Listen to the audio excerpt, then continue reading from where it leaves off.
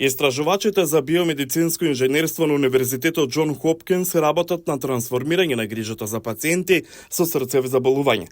Тие сега може да создадат персонален дигитален модел на срцето на пациентот, наречен дигитален близнак, и да користат вештачка интелигенција за да помогнат подобро да се предвиди кој е најмногу изложен на ризик.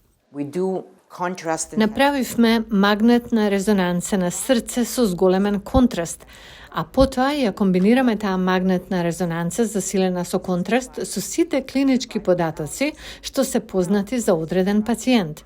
Ова е комбинација со анализа за преживување на пациентот и можеме да кажеме кој е ризикот од ненадејна срцева смрт кај пациент за повеќе од 10 години. За разлика од сегментираните слики кои најчесто се користат денес, професорката Наталија Трајанова вели дека цели слики на срцето даваат попрецизни предвидувања за тоа на кои пациенти им се потребни дефибрилатори.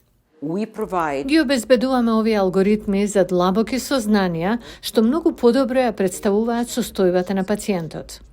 Во Центарот за рак Синди Кимел во Џон Хопкинс, доктор Виктор Велкулеску го води истражувањето за развивање нови начини за откривање на рани стадиуми на рак на белите дробови и други видови на рак.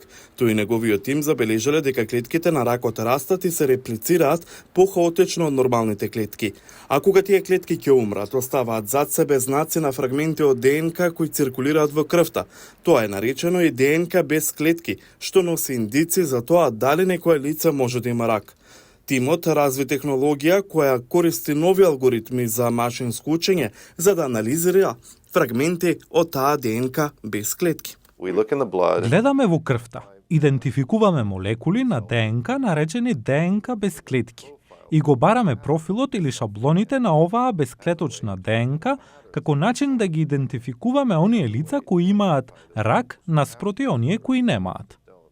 Докторот вели дека подобрените тестови на крвта може да доведат до поголем скрининг за рак широм светот.